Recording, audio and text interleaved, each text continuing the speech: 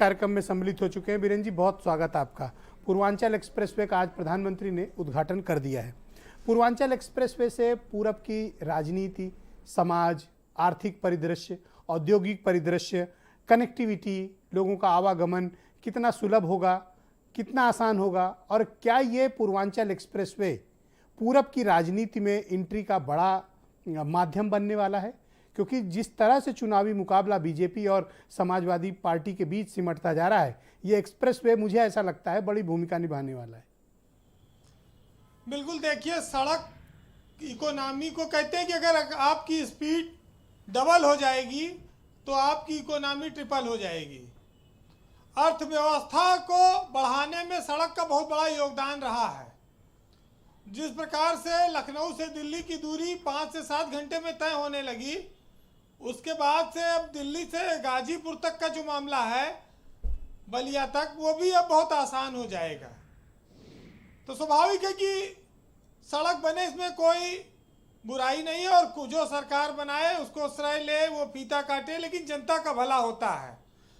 पहले नदियों के किनारे सभ्यताओं का विकास होता था, लेकिन अब सड़कों के किनारे बाजारों का, रोजगार का, अर्थव्यवस्था का विकास होता है, उद्योगों का विकास होता है। सबसे बड़ी बात यह है कि जब एक्सप्रेसवे पर आज चर्चा हो रही है तो हम लोगों की जो पीढ़ी है उसने एक्सप्रेसवे का जब नाम सुना था तो वो नाम था स्वर्णिम चतुर्भुज परियोजना, जिसे अटल बिहारी वाजपेयी जब प्रधानमंत्री थे तो उन्होंने शुरू किया था। पहला एक्सप्रेसवे का कॉन्सेप्ट तब हम लोगों ने जाना था, हालांकि तब भी विदेशों में रहा होगा, लेकिन यूपी में उसका पहला असर देखने को मिला, जो आज गोरखपुर तक जाता है। दूसरी बात मैं ये कहूँगा कि 3 सरकारें आई, तीनों ने एक एक्सप्रेसवे दिया। मायावती ने यमुना एक्सप्रेसवे दिया, अखिलेश यादव ने आगरा एक्सप्रेसवे दिया, और योगी ने पूर्वांचल एक्सप्रेसवे दे दिया। सब मुख्यमंत्रियों को एक एक्सप्रेसवे का श्रेय मिलना चाहिए। और शुरुआत किसने की, मैं आज फिर कहूँगा कि जिसने उद्घाटन किया श्रेय वो लेता है। ये हमेशा से रहा है। और शुरुआत करने का जो, देखिए, बुनियाद का पत्थर जो होता है, बिल्डिंग उसी पे खड़ी होती है, लेकिन उसका नाम कौन लेता है? बुनियाद का पत्थर सबको दिखाई भी नहीं देता, उसी पे इमारत खड़ी होती है, लेकिन हर आदमी इमारत देखता है, उसके बनाने वाले का नाम पूछता है। तो उसी तरह से जिसने फीता काटा, जिसने सड़क बनाई, लोग उसी के नाम से जानेंगे। खूबसूरती यह है कि अगर अखिलेश यादव के एक्सप्रेसवे पे जगुआर और हरकुलिस तमाम सारे प्लेन उतर सकते हैं, तो योगी के एक्सप्रेसवे पर भी ये सब सारी सुविधाएं हैं जहाज उतरने की। राष्ट्रीय सुरक्षा से जुड़े मामलों की अनदेखी नहीं हुई है। ये जरूर है कि कुछ स्थानीय लघु शंका, दीर्घ शंका और समस्याओं की अनदेखी हो गई है।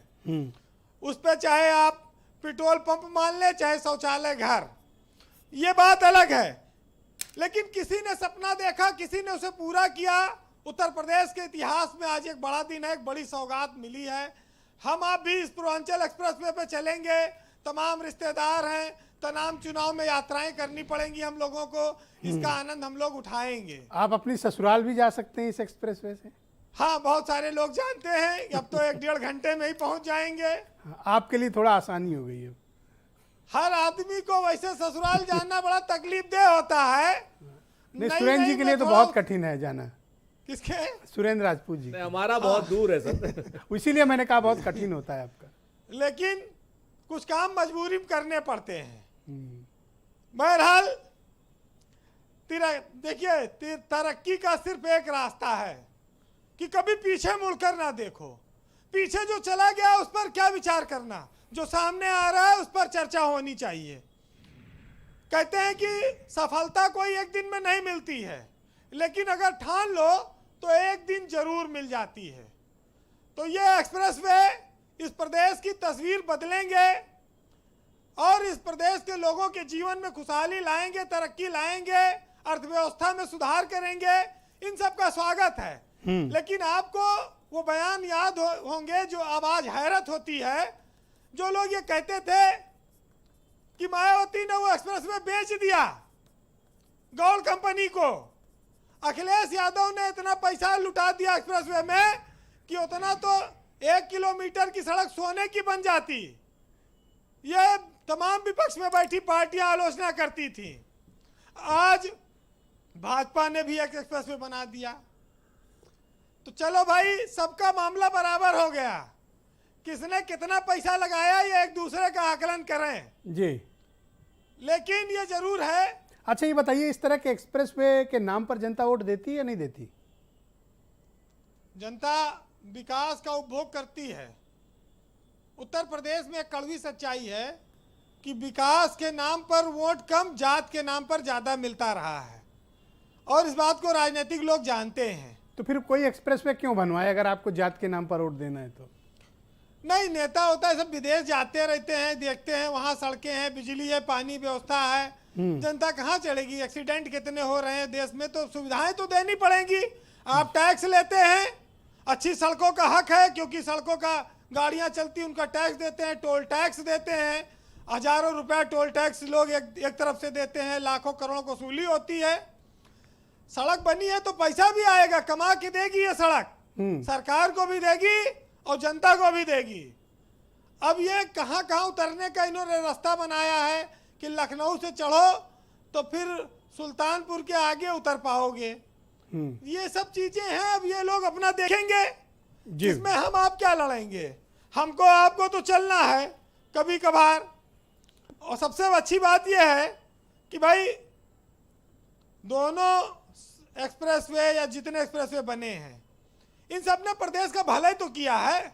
मैं एक चीज और कहना चाहता हूं कि पूर्वांचल एक्सप्रेसवे और लखनऊ आगरा एक्सप्रेसवे को आपस में कनेक्ट किया जाए। इसकी कनेक्टिविटी पर भी सरकार को ध्यान देना चाहिए, ताकि कोई गाजीपुर से शुरू करे तो सीधे नोएडा पहुंचे, बीच में रुकना ना पड़े। इन दोनों को कनेक्ट नहीं किए गए अभी। नहीं, ये बहुत असंभव नहीं है।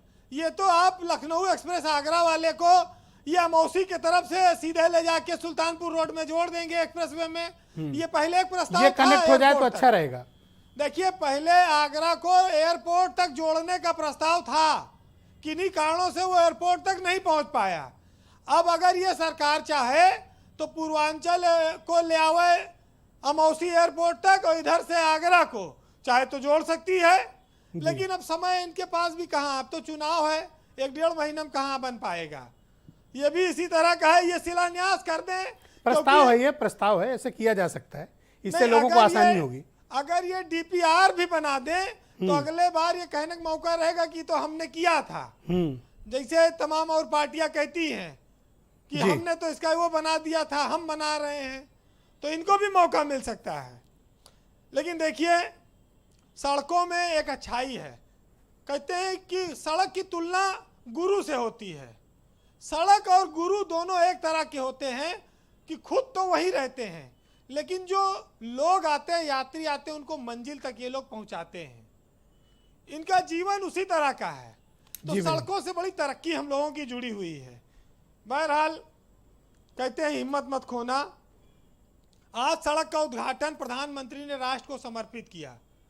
योगी सरकार के लिए भी ये बहुत चुनौती थी। अगर ये उद्घाटन न कर पाते, बनवा पाते, तो विपक्ष इनको जीने ना देता, क्योंकि 5 साल में ये योगी सरकार की एक बहुत बड़ी उपलब्धि सामने आई। जीने क्यों नहीं देता?